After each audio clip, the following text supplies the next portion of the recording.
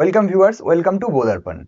तो जैसे हम लोग बोले थे कि आपको एमसीक्यू के साथ साथ अब जो डिस्क्रिप्टिव है वो भी स्टार्ट होगा।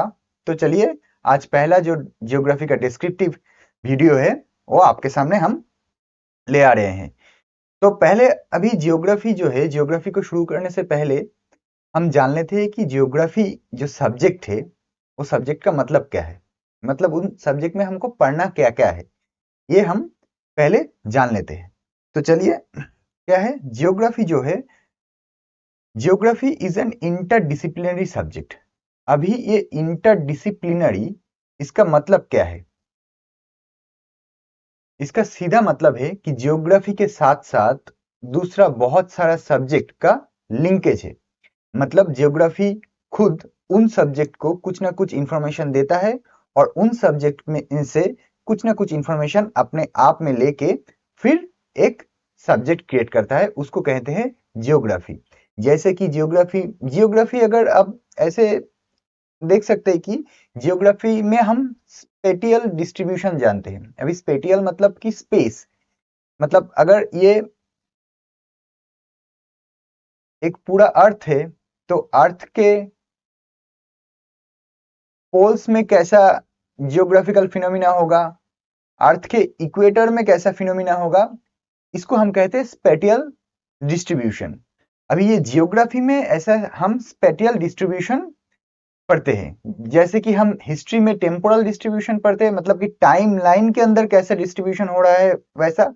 जैसे कि टेम्पोरल डिस्ट्रीब्यूशन और स्पेटियल डिस्ट्रीब्यूशन में हम डिफरेंस कैसे देखेंगे कि अगर इक्वेटर में है तो इक्वेटर में एंशिएंट टाइम में कैसा कैसा चीज रहता था और कौन कौन रहता था वो, और अभी मॉडर्न टाइम में क्या क्या है वो है टेम्पोरल डिस्ट्रीब्यूशन। और स्पेटियल डिस्ट्रीब्यूशन मतलब कि उस टाइमलाइन में पोल एरिया में क्या क्या था, और पोल एरिया का वेजिटेशन, वहां का फॉरेस्ट, वहां का जो सिविलाइजेशन था वो क्या क्या था, और इक्वेटर में एट द सेम टाइम वहां का सिविलाइजेशन क्या क्या था। ये सब है, मतलब कि स्पेस का डिफरेंस में हम जियोग्राफी में ज्यादा बात करेंगे। जैसे कि हम हिस्ट्री में बात करते हैं टाइम का डिफरेंस, हम जियोग्राफी में स्पेस का डिफरेंस में बात करेंगे। तो geography is an interdisciplinary subject, मतलब कि इसके अंदर बहुत सारा सब्जेक्ट का मेल है और ये बहुत सारा सब्जेक्ट को भी उसके साथ भी चलता है। ठीक है, फिर देखते हैं जियोग्राफी का अप्रोच क्या क्या है, मतलब कि इन सब्जेक्ट, जो सब्जेक्ट है इसमें हम जैसे जैसे धीरे धीरे आगे बढ़ेंगे तो कैसा कैसा हमारा अप्रोच रहेगा। तो यहाँ पे दो टाइप के अप्रोच है, एक है सिस्टमिक अप्रोच, दूसरा है रीजनल अप्रोच।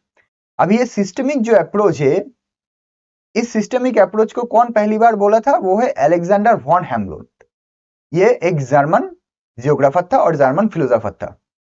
और कार्ल रिटर ये रीजनल अप्रोच को बोले थे, ये भी एक जर्मन जियोग्राफर रहे हैं। ठीक है ना। तो अप्रोच के बारे में हम देख चुके हैं, एक सिस्टमेटिक अप्रोच है, एक रीजनल अप्रोच है। अभी ये सिस्टमेटिक अप्रोच है क्या? In this approach we study the world as a whole, मतलब कि पूरे जो वर्ल्ड है, पूरा जो वर्ल्ड है उसको हम एज ए होल पढ़ेंगे। जैसे कि यहाँ पे एग्जांपल देख सकते हैं, natural vegetation of the world, मतलब कि वर्ल्ड में जो नेचुरल वेजिटेशन होता है, जो फॉरेस्ट होता है, जो पेड़ पौधे जो होते हैं, वो कैसा कैसा है, वो पूरा वर्ल्ड का हम पढ़ेंगे। ये सिस्टमिक अप्रोच है। जैसे कि climatic phenomena of the world, मतलब क्लाइमेट पूरे वर्ल्ड में कैसे फिनोमिना करता है वो हम पढ़ेंगे सिस्टमिक अप्रोच में। और रीजनल अप्रोच में क्या है? In this approach the world is divided into different zones और different regions, that particular regions we studied. मतलब कि एग्जांपल देख लीजिए, वेदर इन टेम्परेट रीजन, मतलब टेम्परेट रीजन का सिर्फ वेदर हम पढ़ेंगे। पहले तो हम वर्ल्ड का पूरा वेदर देख लिया, फिर वर्ल्ड को हम डिफरेंट रीजन में भाग कर लिए, उसके बाद उन डिफरेंट रीजन को हम स्टडी करेंगे अभी। जैसे कि weather in temperate region, vegetation in mountain region of Himalaya, एक डिस्ट्रीब्यूशन हो गया, ये हिमालयन रीजन का हो गया अलग से। तो this is regional aspect of geography. इस रीजनल अप्रोच को हम ऐसे पढ़ेंगे, रीजन में डिवाइड करते करते, और सिस्टमिक अप्रोच का मतलब है पूरा होल वर्ल्ड को हम एक साथ जानेंगे। तो सिस्टमिक अप्रोच के अंदर, सिस्टमिक अप्रोच को हम दोनों पार्ट में डिवाइड कर लेते हैं। एक है फिजिकल जियोग्राफी, एक है ह्यूमन जियोग्राफी। अभी ये फिजिकल जियोग्राफी का जो पार्ट है उसमें हम क्या क्या पढ़ेंगे, उसमें हम लिथोस्फीयर पढ़ेंगे जो जियोमॉर्फोलॉजी के अंदर आता है, मतलब कि अर्थ के ऊपर जो क्रस्ट हो गया, उसके ऊपर जो माउंटेन्स हो गया, उसके ऊपर जो डिफरेंट टाइप्स ऑफ रॉक हो गया, डिफरेंट टाइप्स ऑफ लैंडफॉर्म हो गया, ये सब हम जियोमॉर्फोलॉजी यानी लिथोस्फीयर के अंदर पढ़ेंगे। फिर आ गया क्लाइमेटोलॉजी, इसमें हम एटमोस्फेयर पढ़ेंगे। जैसे कि हम सबको पता है कि हमारे जो एटमोस्फेयर है डिफरेंट पार्ट में डिवाइडेड किया हुआ है, जैसे कि ट्रोपोस्फियर, स्ट्रेटोस्फियर, इन सब में। तो वो फिजिकल जियोग्राफी में हम जियोमॉर्फोलॉजी पढ़ेंगे, क्लाइमेटोलॉजी में एटमोस्फेयर पढ़ेंगे। फिर हाइड्रोलॉजी, हाइड्रो से पता चल रहा है कि ये पानी के बारे में कुछ बात कर रहा है, तो हाइड्रोलॉजी है ओशनोग्राफी।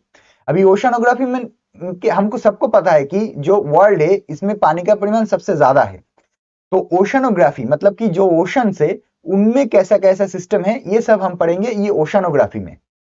फिर आ गया बायोजियोग्राफी जो बायोस्फीयर के अंदर है।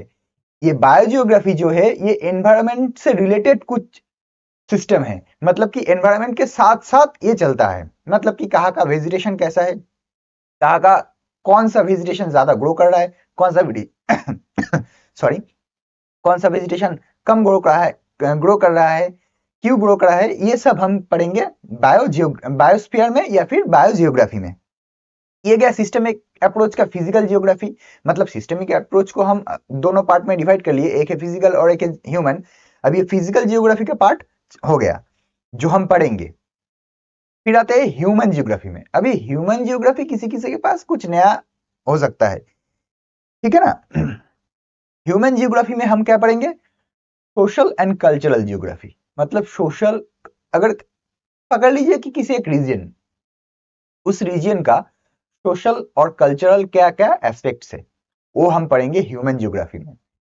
फिर पढ़ेंगे पॉपुलेशन एंड सेटलमेंट जियोग्राफी, मतलब किसी जगह में पॉपुलेशन ज्यादा है, किसी जगह में पॉपुलेशन कम है, क्यों है, उनका कारण क्या है, ये सब हम पढ़ेंगे पॉपुलेशन एंड सेटलमेंट। मतलब कि अभी देखते हैं कि जो रिवर है उसके साइड में सेटलमेंट ज्यादा है, थोड़ा डेजर्ट में सेटलमेंट कम है, क्यों है, ये सब हम पढ़ेंगे इस ह्यूमन जियोग्राफी में। फिर इकोनॉमिक जियोग्राफी आ गया।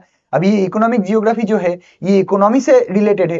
तो पहले जब हम पढ़े थे कि जब जियोग्राफी लेक्चर को शुरू किए थे तब हम क्या जाने थे कि जियोग्राफी जो है वो एक इंटरडिसिप्लिनरी सब्जेक्ट है। तो इंटरडिसिप्लिनरी सब्जेक्ट का मतलब तो हम पहले ही बोल चुके हैं कि ये बहुत सारा सब्जेक्ट में डिवाइडेड है। तो अभी ये आ गया इकोनॉमिक जियोग्राफी, मतलब कि हम जियोग्राफी के अंदर थोड़ा इकोनॉमी भी ऐड कर लेंगे।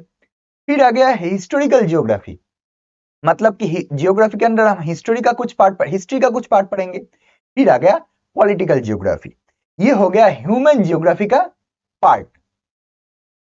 अभी ह्यूमन जियोग्राफी का जो पार्ट है यहाँ पे कुछ रीजनल अप्रोच है, या फिर रीजनल जियोग्राफी जो है उसका कुछ रीजनल अप्रोच है, जैसे कि रीजनल स्टडीज, मतलब कि उस रीजन के बारे में हमको पढ़ना है।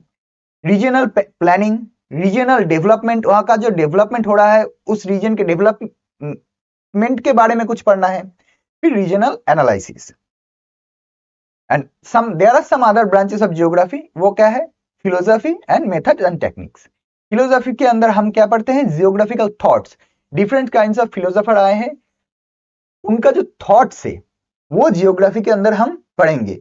उनका थॉट्स कैसे कैसे इस वर्ल्ड को जो चेंज हो रहा है वो चेंज में कैसा कैसा उनका जो कंट्रीब्यूशन है वो हम पढ़ेंगे फिजिकल जियोग्राफी में। फिर आ गया लैंड एंड ह्यूमन इंटरेक्शंस, मतलब कि लैंड के साथ ह्यूमन का जो इंटरेक्शन है वो हम पढ़ेंगे इस जियोग्राफिक फिलोसफी ऑफ जियोग्राफी में। फिर होता है मेथड्स एंड टेक्निक्स, जैसे कि कार्टोग्राफी हो गया, क्वांटिटेटिव टेक्निक हो गया, फील्ड सर्वे हो गया and Jio information techniques, Jio information comprising techniques, मतलब कि जीपीएस हो गया। ये सब हम जियोग्राफी के बारे में पढ़ेंगे। तो ये था पहला जो हमारा वीडियो जियोग्राफी के बारे में, ये पहला वीडियो था, बहुत ही सिंपल से कैसे जियोग्राफी को पढ़ना है, कैसे हम चलेंगे आगे वीडियो में वो हम आपको बोल दिए। अभी धीरे धीरे आपको नया नया जो वीडियो आएगा उसमें पता चलेगा कि जियोग्राफी कहाँ से हम शुरू कर रहे हैं जियोग्राफी, ठीक है ना। तो चलते हैं, मिलते हैं नेक्स्ट वीडियो में। Thank you for watching and do subscribe to Bodh Arpan.